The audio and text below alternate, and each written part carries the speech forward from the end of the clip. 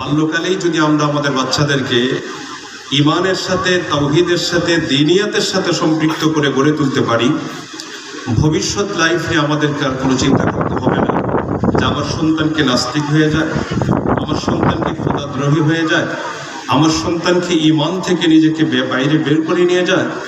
এমন দুশ্চিন্তায় ভুগতে হবে না আমাদেরকে।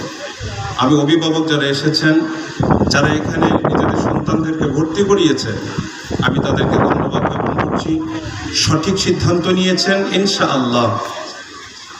এইখানে যদি আপনাদের বাচ্চাগুলি লেখাপড়া করে, এরপরে উচ্চতর লেখাপড়ার জন্য পাশে যে জামিয়া আছে সেখানে লেখাপড়া করে হাদিসের উপরে, ফিকহের উপরে, বিভিন্ন বিষয়দের উপরে উচ্চতর ডিগ্রি নেওয়ার সুযোগ এখানে আছে ইনশাআল্লাহ।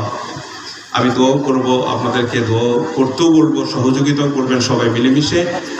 আমাদের সন্তানরা বিশেষ করে এসেছে, এলাকার প্রত্যেকটি ছেলে মেয়ে সবাই যেন সহি দ্বীন শিখতে পারে, তাওহীদ শিখতে পারে, ঈমান যেন শিখতে পারে, এই আশা ব্যক্ত করব, আপনাদেরকে আহ্বান করব ইনশাআল্লাহ।